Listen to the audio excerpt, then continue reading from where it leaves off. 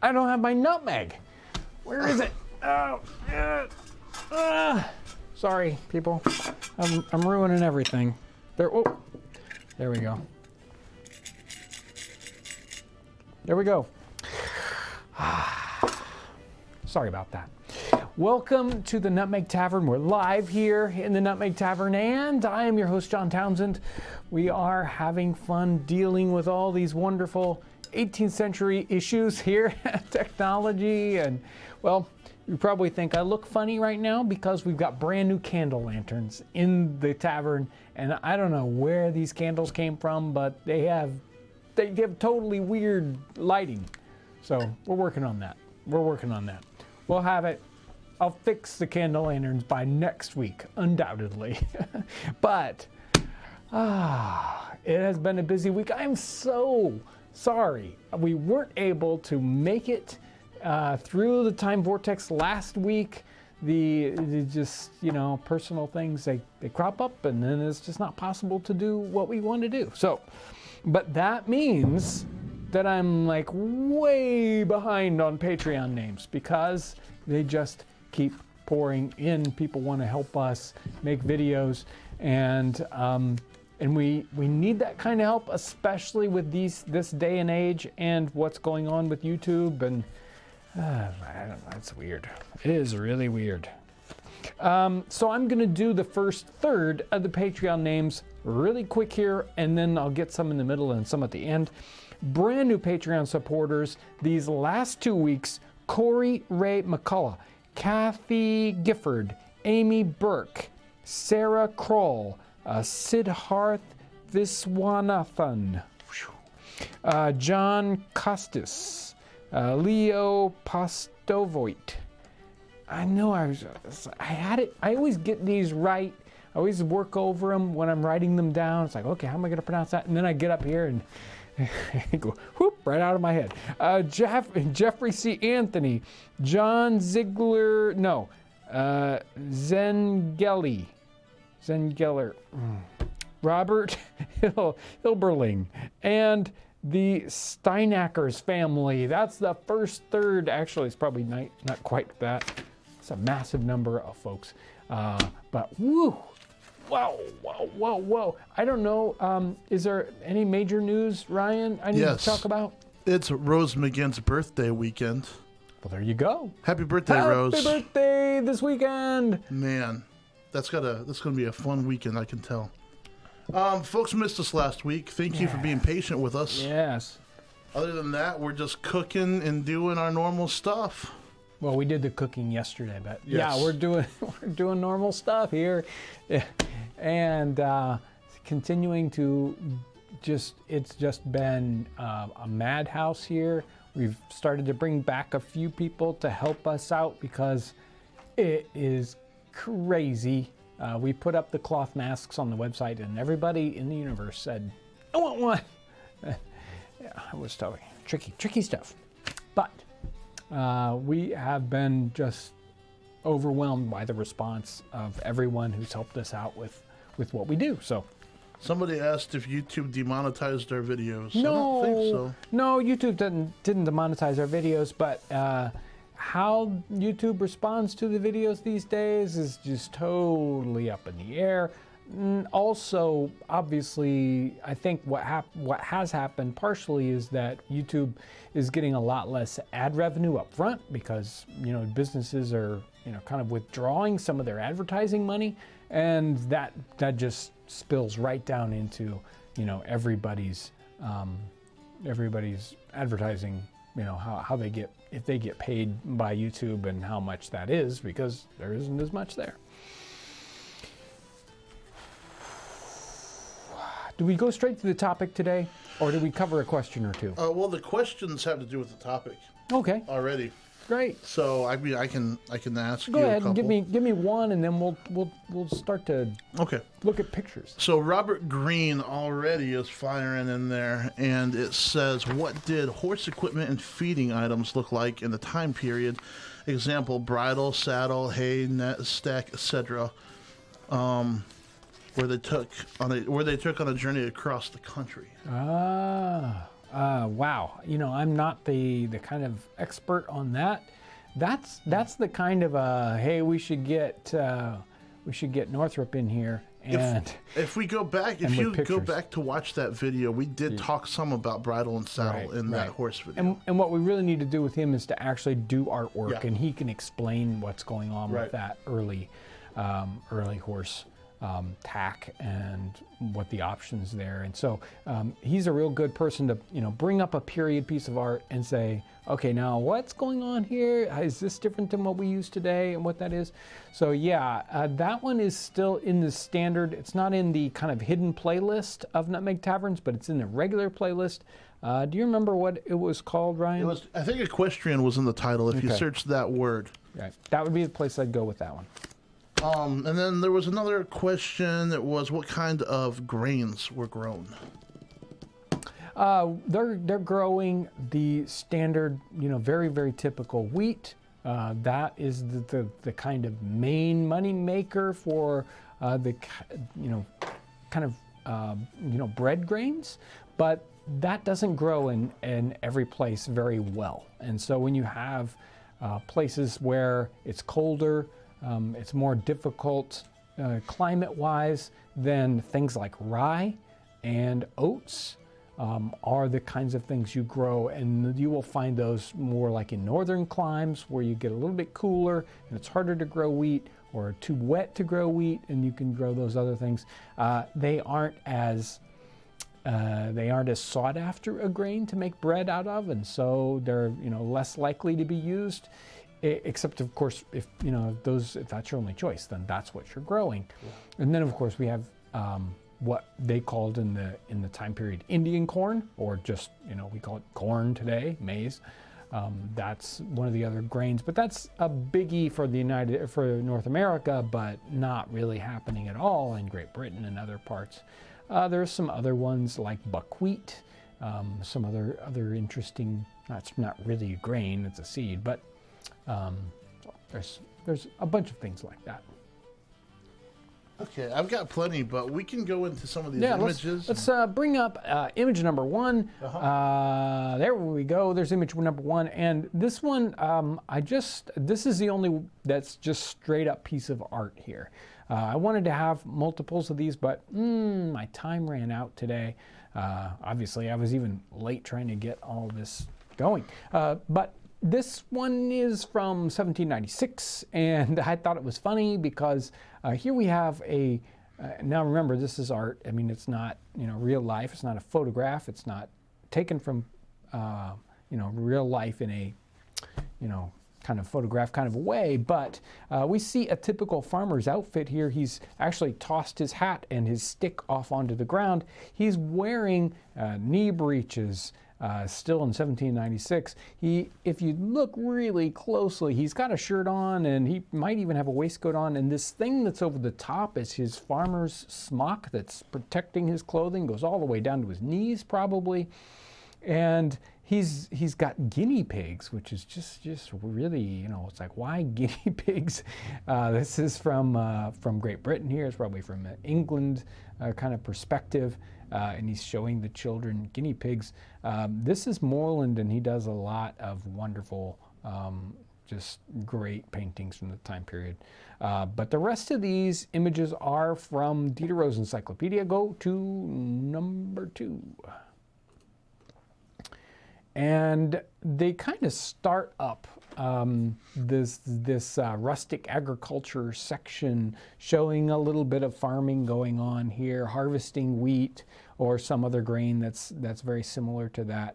I'm not sure why it's a split scene, and I think they're trying to show one sort of doing it versus another sort of doing it, sort of situation here. But we see people working in the fields on some pretty tall crops there. Whatever that right side is, that is almost as tall as a person. It might even be wheat that is that tall. That's one of the things that we miss if you drive through, wheat country these days. A lot of the wheat is really short, like 12 inches, 15, 20, 16 inches tall.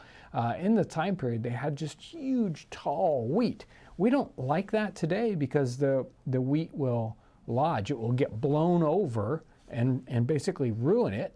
And we want it to have a sturdy stalk that's less likely to get blown over. So a short weed isn't going to blow over nearly as easily. But they were using it for both the grain and for the straw. So they'd use it for thatching. So you'd want a nice big long straw on that. So go ahead and skip to the next one. And here's some of the tools. On that same page, they show some of the tools being used. Obviously, we've got your standard sickle and a scythe over here, and a scythe with a kind of a cradle on it to capture the grain. We've got a rake, we've got a 2-tine fork, a 3-tine fork, and some of these smaller tools. And one of these tools, it kind of looks like a spike that's right underneath that, right, basically almost in the center of the page. That is most likely it's actually a stump anvil that you would have out in the field, and you could sharpen these tools with this little anvil and a hammer, because these things are so thin that many times they're not sharpened necessarily with a stone so much as they're sharpened with a hammer and a little anvil. Really kind of an interesting little tool there, but there's probably a sharpening stone in there too, and some other little guys there. So go ahead and skip to the next one. Here we have, you've harvested the grain. You need to get the grain off of the stalks, so you are going to thresh it. And there's some simple tools there, a flail to just basically, in fact, they show it in the upper part of this. You would have even barns, if you look at a lot of barns that are still standing today, they have a big open doors on either side of the main entry way. So what you would do is, that was the threshing floor, where you would beat the grain there, and you would have both those doors open, and the wind would blow through and blow the chaff out of the area. So that's what they're doing there, and they've got some winnowing baskets so that they can continue to get the chaff away from the grain. And they even show exactly how the flail is tied there in the bottom section. And there's like the thing that looks like a drum there is probably just for storage of grain. And then there's this item here that takes the grain and drops it down into the it's probably another thing for winnowing the grain. I'm not sure exactly which one. Go ahead and skip to the next one. And this is not kind of big scale agriculture, but small scale agriculture, growing things in a garden plot. They've actually angled the garden plot. In some of these upper ones, you can see these raised beds. Raised beds are totally period. Right. They've angled the beds. The angled ones are really neat. That's cool. Yeah, to get the sun light, and they've protected some of them. They probably talk in the text about the different things that are being planted together. And then in the bottom there we can see cloches, glass cloches and other things to protect plants when it gets cold. So they have individual little bells they would put over the top of those. Up at Missional Mackinac, they have tons of raised beds inside the walls of them. They replicated where they were. That's pretty neat. So go ahead. And there's also in this section vineyard things. So this is a section that, oh, you skipped that. Yeah, what did you do that for? Sorry, guys. So look at this whole top row of shovels and strange hoes to get right around the vines, and then special tools for trimming them, and they're showing what's going on with them. I'm not sure what that very bottom cone-like thing is. Somebody else probably knows what that, recognizes that. I don't deal with a lot of grapevines, so it's not my special knowledge area there. But lots of great tools for that. Go ahead to the next frame, and more gardening tools. We've got, now in the bottom corner, we've got a wheelbarrow, but in the top corner, we just have a barrow, a hand barrow. Sometimes if you've got two people, you can carry things with that, and it's quicker and faster, a more primitive version of carrying things. We've got an axe, we've got the, standard shearing scissors sort of things there. We got string. What else we got? It's hard to see. My picture is not as big as yours probably is. I like the little scissors on a stick with the string. We still have those today, so that you can get up high and trim things off, and special knives for trimming. Actually, the knives look a lot like a surgeon would use too in this time period. Nice watering cans and tools for the garden. I'm not sure what the grate is. It could be for putting soil up against that and getting the rocks out, separating. Love this next one. Go ahead, Ryan. So more gardening, especially if you're, it's like, oh, I need to get up into the trees here and do some trimming. And how are you going to do it? Well, you're going to have this giant tower on wheels. And then this one over the side here that looks like it's like the crazy stepladder here on the side too. There's a lawn roller and a cart and other tools, rakes and hoes and items that you'd be using as a kind of not again in the field, but more in the garden kind of situation. And then someone asked about sort of what are the farm implements like? Go ahead to the next one. We've got the 18th century plow and some different ideas about plow design. Not sure how many of these were like the high-tech version or what they've always been using, but this looks like a pretty rough, pretty difficult to use plow. I can't imagine how difficult it was to make that, do what you wanted it to do. So the next section I thought was fun. There's two plates here. Go to the first one. This is, obviously it's still part of agriculture. When you get your grain, you've got to mill it into flour. Right. And here's the interior of a very, very simple, primitive, small-scale mill. Now, a lot of the mills would get much more complicated. You'd have multiple floors with grain going up and down, and it would have all these different ways to separate the flour into very fine flour and the bran and all that. We don't have any of that here. This is very, very simplistic, but it gives us an idea of a standard water wheel powered, kind of what we think of as a flour mill. But this next one has always surprised me. Every time I see it, I'm always just totally intrigued.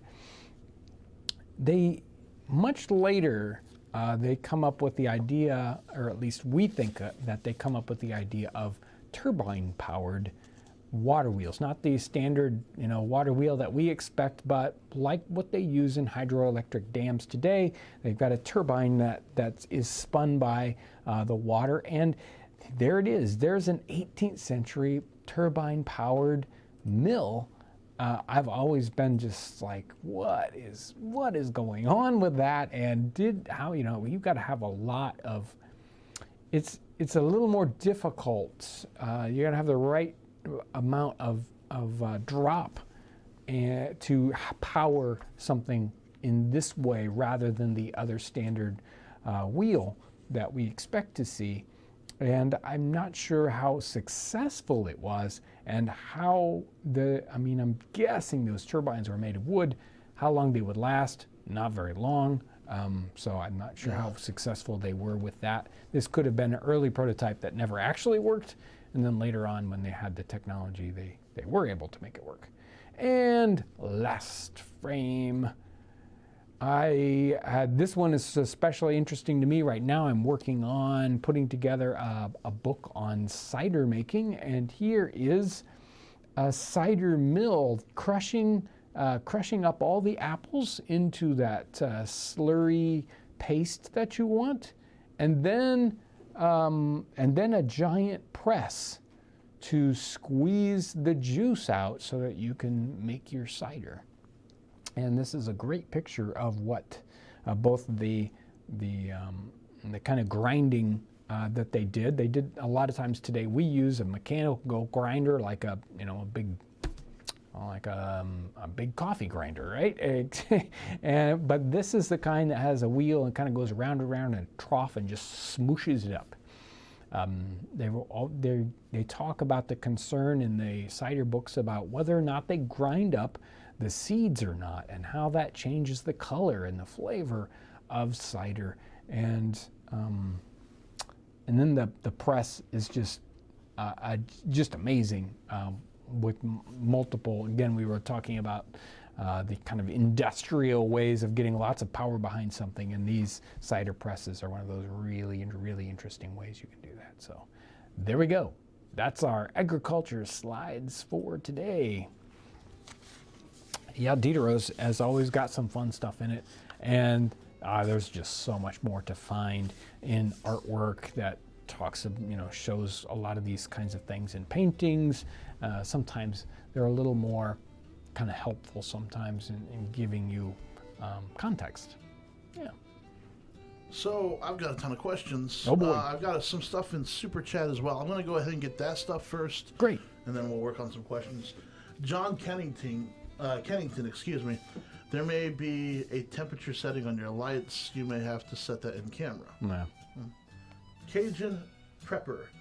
Just bought some Ranger Roast coffee. Can't wait to try it. Oh yeah, Ranger Roast. Awesome. I just got some coffee from Dave today myself. Tony Smith. I put the first thing I ever purchased from Townsends was fishing kit. I put it to use with my grandfather's cane pole and caught a mess of bass here in Missouri. Awesome. That's cool. That's really cool to hear.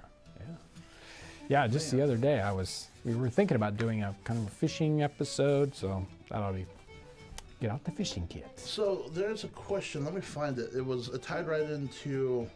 Oh, okay. They were asking about different types and varieties of vegetables that we know today. How different were they then? It kind of ties into the cider book and what we were talking about yesterday. Yeah, one of the things that gets mentioned in the cider book is all the different varieties of apples. Just, I mean, a book it only has a spot to list 50 different varieties of apples, and that's just specifically for cider.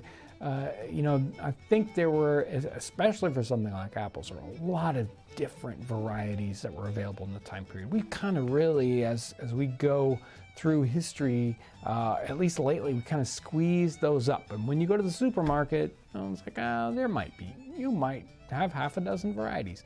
But there were a lot of different regional differences and regional varieties of things like apples in the 18th century. And I think very similarly true for a lot of different, vegetables and things that would be grown. You can see some of that mentioned in different kinds of, there are some books that talk about gardening and, garden seeds that you're going to be using in different kinds of varieties. Even Amelia Simmons in her cookbook of 1797, which is only, yay big, 1796, it talks about some individual kinds of vegetables you're going to find, the kind of seeds you should look for, etc. So there's a lot of different varieties, and there are some things that we don't have today that were used a lot in the 18th century, or at least used some. Skirrets, which are kind of strange white skinny carrots, not parsnips, really weird little guys, and some other items like that I think have kind of disappeared. Some of them stay around as ornamentals, but yeah, a lot of interesting varieties out there, and they disappear today because they don't transport well, so they're not used commercially, but they actually have a much better flavor. But since they don't transport well, nobody wants to grow them and sell them because you can't get them anywhere. Somebody fired in this one about hot peppers. They don't see many hot peppers in our videos and wonder if they had them and if they used them. They did have them and used them. It's a very regional, cultural kind of thing that's making them popular in some places. George Washington enjoyed hot peppers and grew them in his greenhouse. So they're not a impossible to find. You see references to cayenne pepper in the English cookery cookbooks. So they're there. Yeah, we don't use them a lot because they aren't referenced a lot in the recipes, but that doesn't mean they didn't use them in their cooking. If we found some more specific regional cooking and maybe some manuscript cookbooks, we might find them being talked about a little more often. Did farmers in a given area coordinate with other farmers so they weren't all growing the same crops?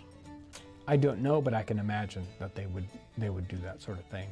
I mean, you not only do it for for your neighbor, but you do it for yourself. I mean, you're going to try to compete someplace or not compete with somebody else. So whether that was, hey, I'm going to do that as cooperation, or I'm going to do that just because, well, he's growing corn, so I'm going to grow something else. And then somebody else is asking about if you know what they knew about soil nutrients and treatment. Well, I mean, they had kind of standard rule of thumb things going on. There was a lot changing in the 18th century from the old agricultural techniques and moving to more scientific agricultural techniques toward the end of the 18th century. So there's a big change. There's a lot of things going on with how land is distributed and used in Great Britain in the time period. And it seems like in North America, you would have the English farmers coming in and saying, well, their soil is, they would say something like, there's no reason for the Americans to do any great work with their soil because they'll just move on to a new fresh patch. And that is very true, certainly talked about with Virginia and tobacco farming, where something like tobacco could really work the soil heavily. And so after, a decade, it's time to just leave that field behind and move on to fresher ground. And there's even a really interesting, I can't remember now where the reference is, but there was a talking about even the taste and smell of bread, and depending on where you were at, because the soil had already been depleted. So as you went into the interior of North America, the bread would become more rich because there were more nutrients in the soil, and you could tell it right away with something as simple as bread.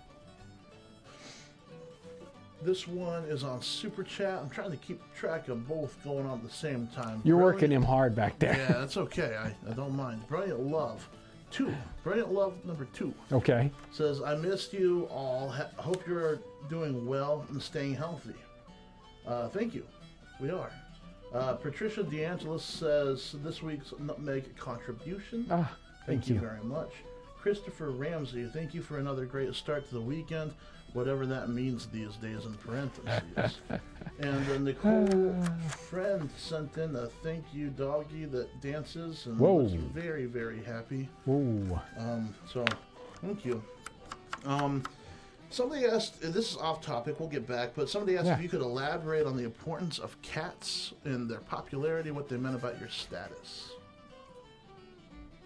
Cats and your status. Now, I'm not sure about cats and status. But of course, they were popular. See them a lot in artwork. They're even, mentioned in, literature and whatever. And they are important, especially in an agricultural setting where you're trying to keep rodent population down in the barn. And so you'll see that it's almost a cliche when you look at different kinds of art.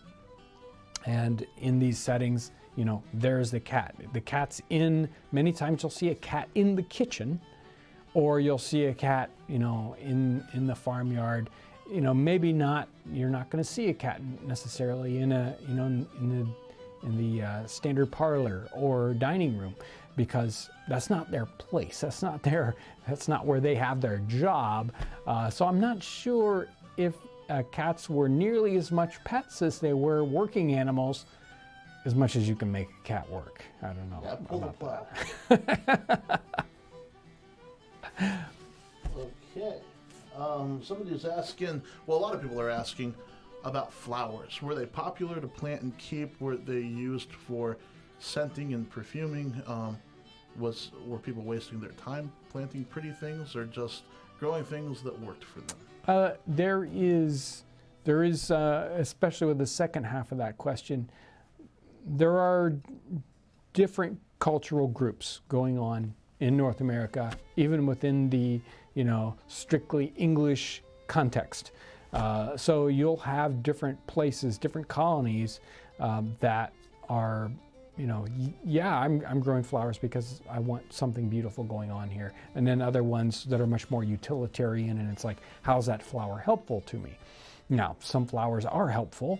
They keep pests away, or, whatnot, or they're medicinal, but they're also just, sometimes for something pretty to look at. So it depends on the place and the kind of culture of that area as to whether or not they're popular as something pretty. But of course they're going on, and you have, even something like, the tulip thing that went on with the Dutch tulip bubble that went on in the 17th century. So that flowers are popular in the time period, depending on, again, the culture and what they're doing with it.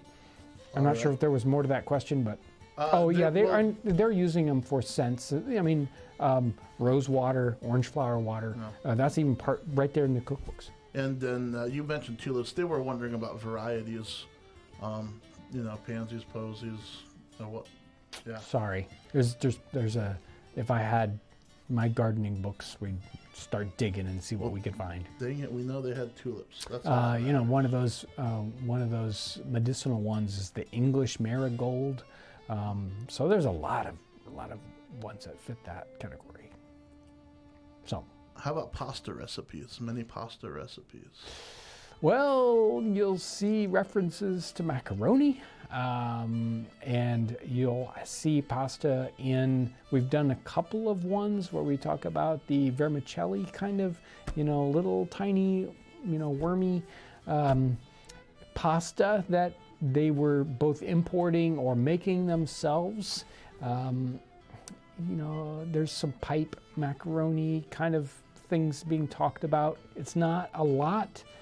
But it's definitely there throughout that 18th century time period in the English context, and that stuff obviously is coming over from the continent, from Italy and from France, where they were much more popular earlier. But they do get into England, and in the early 19th century or late 18th century, you'll see some of that talked about in North America too. There was even a recipe for something similar to our macaroni and cheese that was, I think, Philadelphia in 1802 or 1803, something like that. So folks are asking about the book that you're getting these plates from. Yes. So let's mention that real quick. I left it downstairs. Diderot's Encyclopedia. We covered it the last time we did a live stream 2 weeks ago. It's a giant book set. The one I have is the condensed version where they squeeze all the pictures down tiny, but it's a huge encyclopedia of arts and trades and philosophical things going on there from about 1760 into 1790 or so. They put together these different encyclopedias, and it's full of wonderful plates and explanation, and these are all from the French context. So there are some other encyclopedias that are helpful, that are English, but they don't have as nice of pictures. So Diderot's is pretty famous for doing research for that kind of time period, and kind of what technological things they had, because they tried to put the most advanced things in there. Jeff says, Townsend, you my boy. Quarantine 2020, plenty of exclamation points. He's very excited to say that. It is time now to go through the next third. Oh yeah, boy. Here we go. Patreon. Every week we try to go through the new Patreon people, and there's a lot of them because I'm behind. I'm behind a week. Patreon is one of those sites where people can sign up to support us with just like $1, $2, $5 a month, and it kind of automatically does that. So the new people this session: Danny Lee, there's Tom,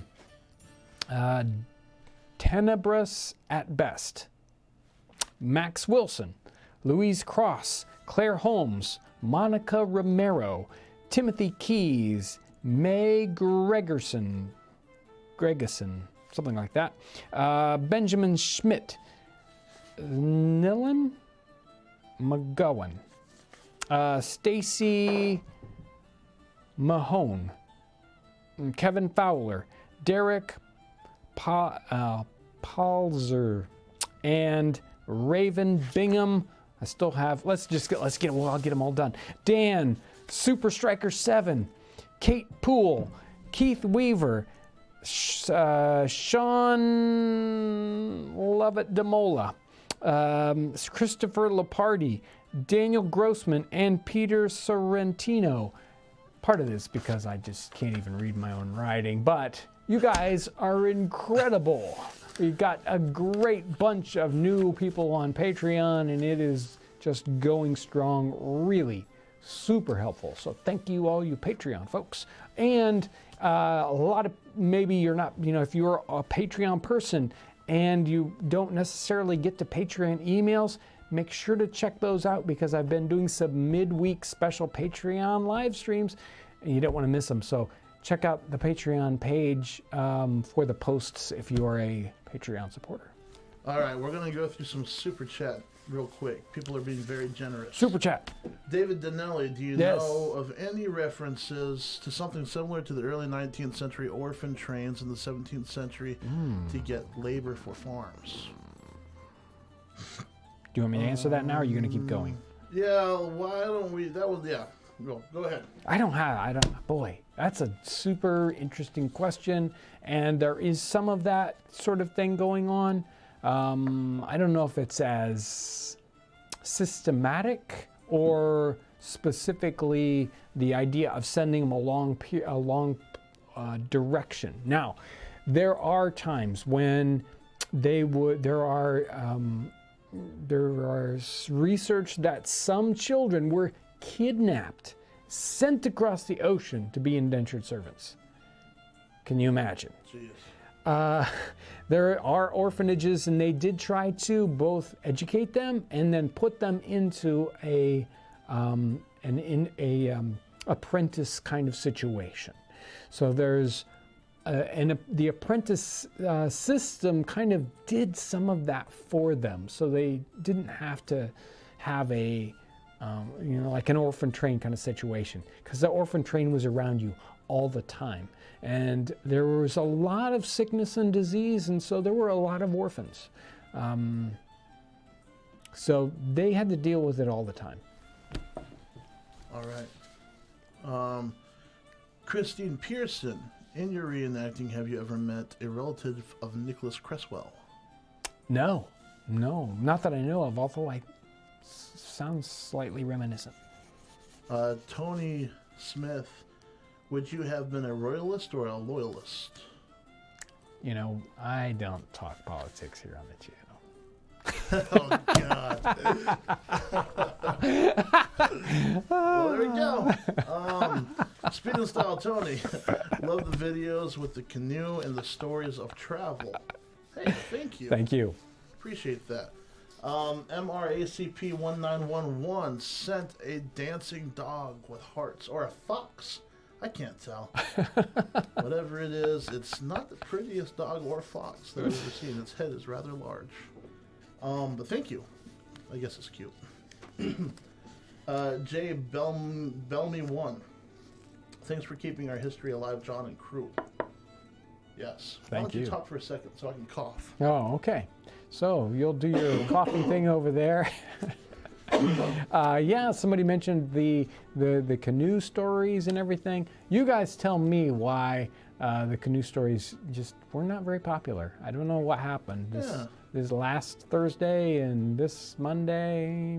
Did we get the thumbnails or the titles wrong? Or boy, just people weren't interested in going on a canoe ride with me. I do not know. Or did you even see them? Yeah, That's or a did question. you even see them? Yeah. Okay. Zoe Kitten 84. Any cultural reference on livestock or plants used, and surprise if something did or did not grow well in the colonies versus old country. Well, I think there were some examples of that, and I wish I could put them, into the top of my mind where I could answer that. I think there are definitely some things that just did not translate, just did not thrive in North America, at least at first. And so that's the reason why things like the Indian corn and the beans that were already here and pumpkins were so popular, because they were already sort of naturalized and just prolific compared to something that they would bring over, and then it was just like, okay, we can't make this work. Well, a lot of people said that they saw the canoe videos and they liked them. And some people said they never got any notifications about them, but nobody has said that they were trash. So that's good. Well, I'm glad of that. We've got General Cody HD. Awesome channel. I've been watching you for years. Stay safe during these uncertain times. Thank you. Stacy Meadows, another Nutmeg contribution. Wishing you all health and continuation of this wonderful channel. Stay strong, Townsends, with a muscly arm. DM Perry, 1974, just sent in a donation. Thank you so much. Thank you. Fast Riola, that's what I'm going to go with. Best all-around book to guide living of the land. Living off the land? Yes, thank you, off the land. There were two F's there.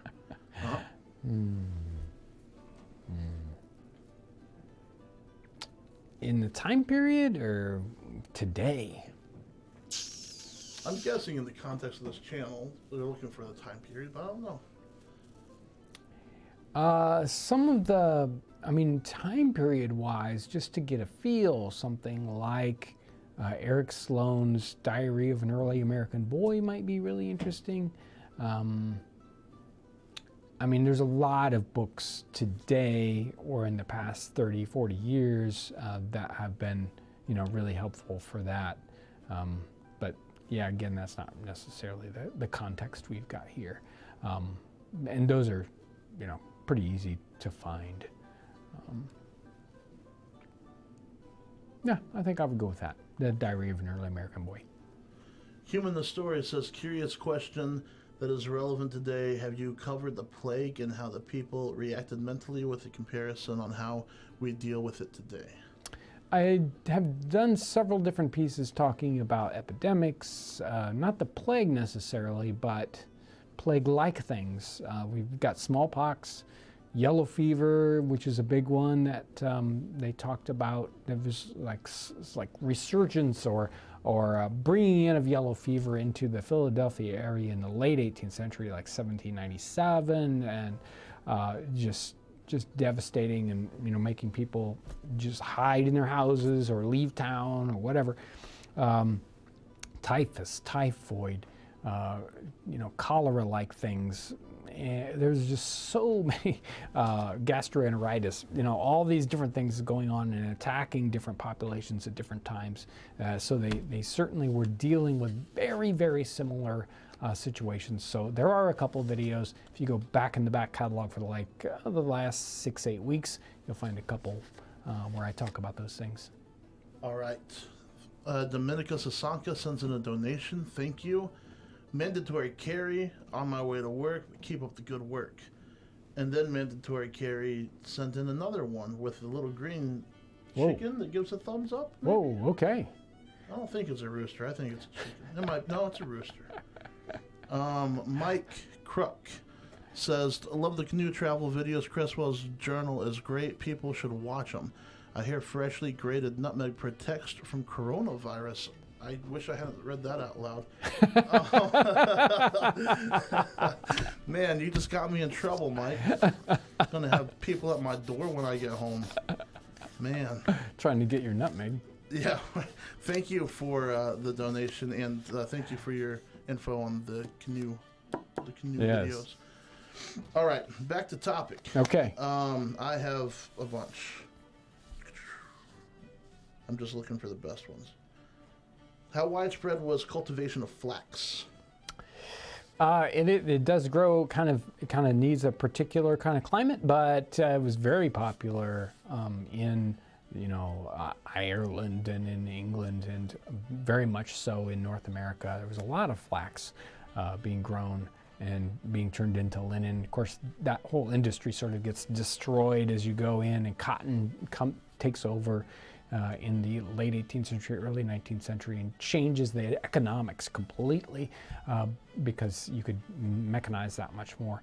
But flax is very popular. Were people foraging, or were they uncomfortable about foods that they didn't grow themselves? I think there was a lot of foraging, and there's some mentions in where English people or people would come to the North America, and they were talking about how it's like they don't even have to bother to try to grow things because they can just go right out there and pick strawberries and whortleberries and blueberries is what they were talking about. All kinds of fruit, and it was just growing wild. So there was a good bit of talk about that. So I don't think they had any problem with foraging whatsoever. How popular was home fermentation and pickling? Home fermentation is very, very popular and very common for people to brew their own beer or cider, perry, all those sorts of things. Pickling, of course, yeah, it was common. You always had to deal with the idea that you needed to have vessels to store things in. Of course, they didn't have large quantities of glass jars to work with, but there were a lot of pottery vessels to do that same kind of pickling storage in, and you'll find a lot of pickling in English cookery cookbooks of the 18th century. A lot of that is because there was food shortages during the English Civil War, and so it's the same way you'll find a lot of canning and pickling and jarring of things in, say, like the 60s and 70s, because actually it's a holdover from people thinking about the Great Depression. How popular was barley growing in the New World? And when did it become popular? Barley growing, I think, is happening throughout this time period. That's another one of those grains that's right there along with, and I was trying to remember it, it didn't happen, with the oats and the rye. And barley is just right in there with it. Again, one of those grains that grows where it's not where you can still grow that, where it's more difficult to make wheat grow. Yeah, we did a recipe. It was barley water, right? Yeah, barley, water, and barley was used in some kind of baking specifically because it was a short grain that was wasn't so kind of glutinous as wheat is. Was corn the most popular crop? In North America, I think pound for pound, corn is what's being grown, and it's being grown both all the way up into New England, and still being grown down in the South. So it's really good in that you can grow it in just about any place in North America. How common was it for a non-farmer to grow food? I think there's a possibility that most people are going to have some kind of a garden, some kind of a little food plot going on. Yeah. Okay, and somebody's wondering about the shelf life of their homemade mushroom ketchup. Well, it's about all homemade nowadays because the giant mushroom ketchup factory must have burnt down someplace because we can't get it anymore. If it's got the right amount of vinegar in it, it'll last.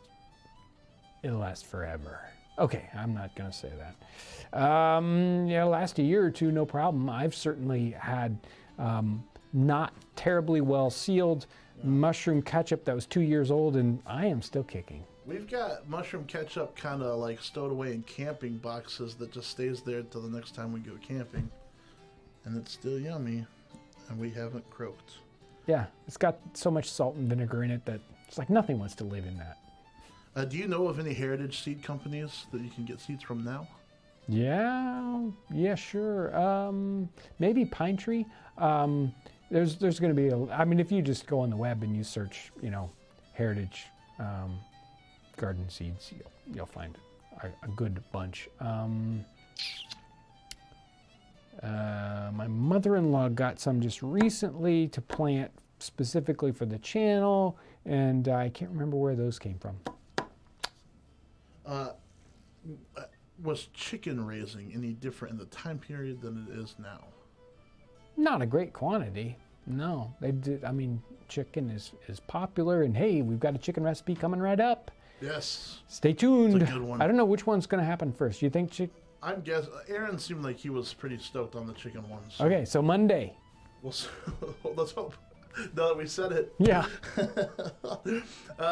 So folks were wondering about vineyard keeping and winemaking in the colonies. Was that happening very much?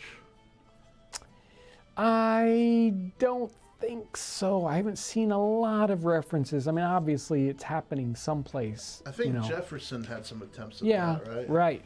But I mean, what is cider? Now today, cider isn't the same thing as cider was in the 18th century. But what is cider but apple wine? Okay, and that was being done in just massive quantities in North America in the 18th century. That was very, very popular. So it's, I mean, if you look at it that way, yes. Now, doing, grape wine, don't know. Okay, so I'm going to go through some more super chat. Okay. This is from Jose Jimenez, I think. I don't know. Sorry if I know I butchered it, and I'm sorry. But you're wonderful, I'm sure. I love your videos. Keep up the good work. Jacob Stockley, favorite channel on YouTube. Keep up the great work. Cajun Pepper in again. Or Prepper. Cajun Prepper in again. Can you recommend any books on 18th century gardening? Oh, why do you guys do this to me? I'd have to go down to the library and, pull them off the shelf. They're there. There are certainly, books that are dealing with gardening in the 18th century. Some of them are gardening calendars that talk about when to plant things. They talk about varieties. And I don't know if I'd necessarily take all their advice, but usually it's not that bad. If I remember to remind John, we'll try to have some to show you next week. Yes. I'll write it down. Okay, great. I'll try. And then Human the Story says, we want to give you and your sidekick love again just because we love your work. Watch you when we dinner every night, kiddo. Thank you so much. Thank you. That's it is really very nice. encouraging. It's always kind of exciting as we get to Friday. Friday's coming up, and it's like, oh, this is a whole different kind of engagement and much more, feedbacky. So I really, if that's a word, I really enjoy Fridays here in the Nutmeg Tavern. Somebody says you have your own library. That's so cool. Oh, well, you got to have your own library. Yes, I agree. I steal all of my books from my directly library. from the library. Thank you, Ryan. I wonder where that book my was. library is huge now. All right, we better say goodbye. It has been an incredible Friday, and you guys are so supportive and helpful. I'm so glad you enjoy these live streams because it is, just the back and forth is just incredible. And of course, to see everything that's happening in the chat. It is a community in and of itself. I'm always amazed by what the Nutmeg Tavern has turned into. We don't have a big enough room for you all to come in, but we do virtually. So thank you so much for coming here today. Thank you for your amazing support. Patreon, Super Chat, just the folks who watch the channel and comment and share our videos. You make it happen. Have a great weekend.